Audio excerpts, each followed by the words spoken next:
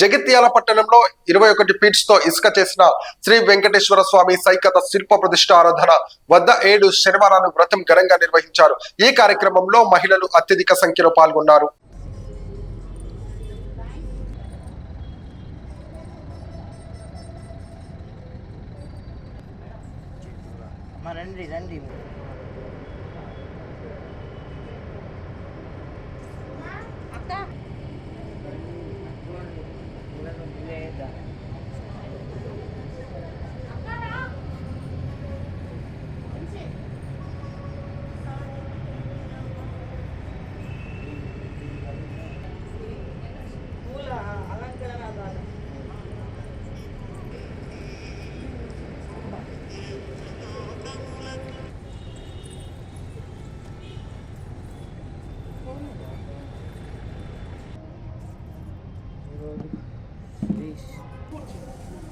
ఇక్కడ స్వామివారి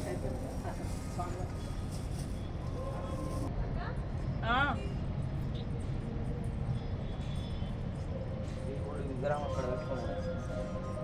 ఇదా ఇచ్చా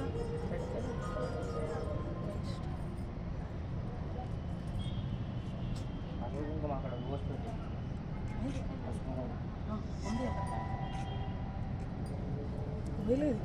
ఏంటిది చెప్పు. 2000 ఇంకా కళ్యాణ్ మధ్యలో ఎవరు పెడతారా? అదే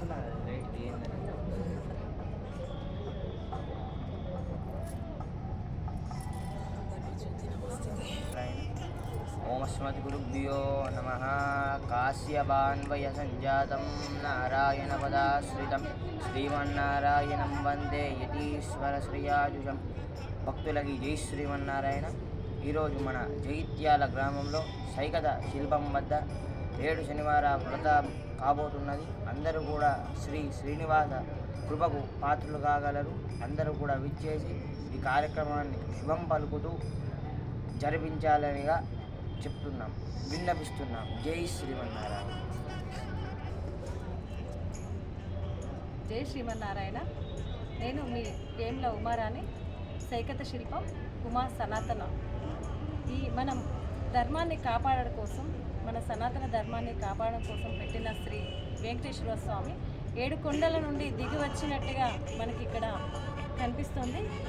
ఇది పెట్టడానికి మూల కారణం మన జగిత్యాల పట్టణం పరిసర ప్రాంతాల వాళ్ళందరూ ఆరోగ్యాలతో సుఖ సంతోషాలతో అందరూ సంతోషంగా వర్ధిల్లాలని ఈ సైకత శిల్పాన్ని పెట్టడం జరిగింది. ఈ రోజుకి 30వ రోజు మొత్తం కంప్లీట్ చేసుకొని ఇంకొక 10 రోజులు దీన్ని పొడిగించి 41 రోజుకి దీన్ని స్వామివారిని ఉద్వాసన పలకడం జరుగుతుంది. దాని కారణంగా, దాని మూలంగా ఈరోజు 7 వారాలను కలుపుకొని, 7 శనివారాలను కలుపుకొని ఒకటే రోజు 7 శనివారాల వ్రతాన్ని మనం ఇక్కడ జరుపుకుంటున్నాము. ఈ స్వామివారి ఆశీస్సులు, వెంకటేశ్వర స్వామి ఏడుకొండల వెంకన్న ఆశీస్సులు అందరి మీద చేకూరాలని విన్నవించుకుంటున్నాం. జై శ్రీమన్నారాయణ. మన జగిత్యాలలో వెంకటేశ్వర స్వామి సైకత రూపంలో మన దర్శనం ఇవ్వడం అనేది ఉమాగారికి వచ్చిన సంకల్పం వల్ల ఈరోజు మేము పెట్టిన ఫస్ట్ డే ఏదైతే అనుకున్నామో, ఆయన ఎలా ఉంటారు అనుకున్నాం. కానీ ఆయన అద్భుతంగా మన యావత్ తెలంగాణ ప్రజలకైనా దర్శనమిస్తూ ఇక్కడికి వచ్చిన వారందరూ కూడా ఒక గొప్ప అనుభూతి పొంది, శ్రీ వెంకటేశ్వరుడు నిజంగా ఎక్కడ అయినా కూడా ఇసుకలో కూడా తన రూపాన్ని మనకు చూపించగలిగి మన మీద అనుగ్రహము, అంటే మనం ఉన్నవారు లేనివారు అనేది ఏదైతే అనుకుంటామో, ఇసుకలో కూడా తను మనకందరికీ అందుబాటులో ఉండొచ్చు, భగవంతుణ్ణి ఎందులోనైనా మనం చూసుకోవచ్చు అనే ఒక నినాదం మనకి ఆయన దర్శనం ఇచ్చారు. ఆమె సంకల్పం వల్ల మనందరికీ ఈ అదృష్టం దక్కింది. ఈరోజు మనము ఆ స్వామివారు 7 శనివారాల వ్రతాన్ని మనం స్వామివారి ఆవరణలో చేసుకోవడానికి అనేది నిశ్చయించుకున్నాము. ఒక 10 రోజులు పొడిగించుకొని ప్రజలందరి కోరిక మేరకు ఆయనే అనుగ్రహం, పూర్తిగా సంపూర్ణ అనుగ్రహాన్ని పొందాలనుకొని 7 శనివారాల వ్రతాన్ని ఈరోజు చేస్తున్నాము. అందరూ సకాలంలో భక్తులందరూ విచ్చేసి ఇన్స్టా లైవ్లో కూడా పెడతాము, ఆన్లైన్లో కూడా దర్శనం చేసుకున్న వాళ్ళందరూ చేసుకొని ఆ స్వామివారి కృపకు అందరం పాత్రలు కావాలని మనస్ఫూర్తిగా కోరుకుంటూ, మన 12 తారీఖు ఏదైతే ఉందో లక్ష్మీ గణపతి హోమం కూడా వేరే వాళ్ళ సంకల్పంతో మన ఆవరణలో జరగబోతుంది. 15 తారీఖు ఏదైతే సాయంత్రము శ్రవణ నక్షత్రం స్వామివారి నక్షత్రంలో లోక కళ్యాణం కోసం తన కళ్యాణాన్ని కూడా నిర్వహించుకొని 16వ రోజున స్వామివారిని ఉద్వాసన పలకడం అవుతుంది.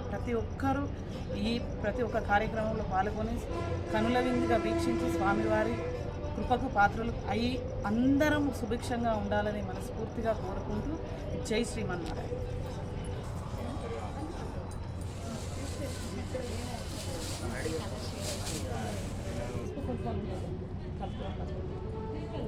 అది కొంచెం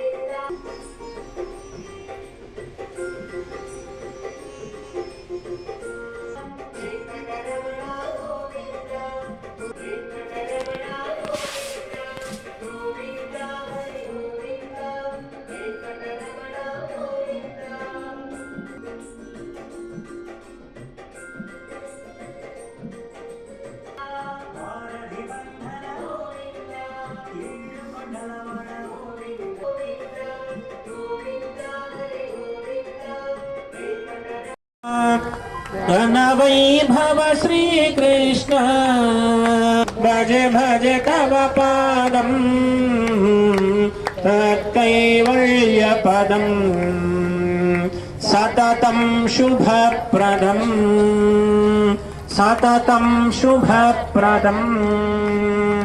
श्रीशैच चिद्विलास दिव्यवन्दः सभास वेणुगोपालदेव भवतु मङ्गलम् రుక్మిణీరుదభ్య కృంద కృపా పూర్ణాంతరంగ చిన్మయాంగ పాప భంగ భవతు మంగళం. సత్యవాక్పాల మహాదైవ లీల పీత చేల సృష్టిమాలనంద బాల భవతు మంగళం. శ్రీశయీ చిద్విలాస దివ్య మందహాస భాస వేణుగోపాల దేవ భవతు మంగళం. నారదాది వినుత చరి శ్రీవైకుంఠ విరక్తాయ స్వామి పుష్కరణీ తటే రమణ రమమాయాయ వెంకటేశాయ మంగళం. స్వామినే నిత్యమంగళం. వేద వేదాంత వేద్యాయ వేగస్య రాజార్యే సత్కృతాయాస్తు మంగళం. గోవింద. ఆ మంగళహారతి చుట్టూ కాసిని నీళ్ళని చుట్టూ పరమం పదకం సదా పశ్యంతి సూరయః వివేవ చక్షురాదతన్ రాజాయ సర్వస్తోమోదినాత్తముత్తమః భవతి సర్వస్యాప్యై సర్వమేవ దేనాప్నోతి సర్వం మమ తస్మాత్ కారుణ్యర్భవతి సర్వస్యాప్యై సర్వస్యేనా సర్వం జయతి. దేవ్యాః అనంతానంద భోగోస్తు దేవ్యాః అనంతానంద భోగోస్తు. స్వస్తి ప్రజాభ్యః పరివార.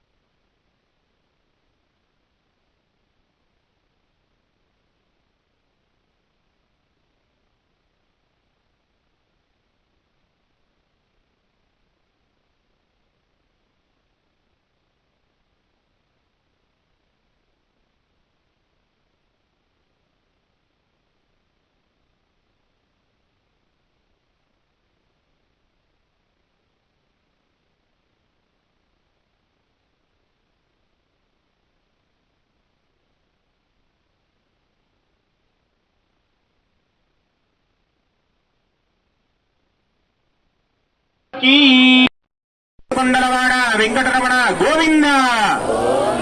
జై శ్రీమన్నారాయణ. ఈ వేసవి కాలంలో మనమంటే మానవులం, మనందరికీ కూడా మాట్లాడడానికి భగవంతుడు పలుకులు పలకడానికి మంచి విషయాలను చెప్పడానికి మనకు నోరునిచ్చారు. కానీ పశు పక్షాదులు చెట్లు చామలు ఎన్నో ఉన్నాయి. ఎందుకంటే ప్రకృతి ఆధీనంతు దైవతమని శాస్త్రం. ప్రకృతి యొక్క ఆధీనం అంతా కూడా భగవంతుని యొక్క ఆధీనంలో ఉంటాయట. కానీ భగవంతునికి రక్షించే బాధ్యత మనపై ఉంచాడు మానవుడిగా. మనం చేయవలసినటువంటి విషయం ఏంటంటే రాబోయేటువంటి కాలంలో ఈ వేసవి కాలం చాలా మండుటెండలతో కూడినటువంటి వాతావరణం కలుగజేస్తుంది. మనమంటే దాహం దప్పికను తీర్చుకోవడానికి మనమందరం కూడా నీటి అనేటువంటి పదార్థాన్ని స్వీకరిస్తుంటాం.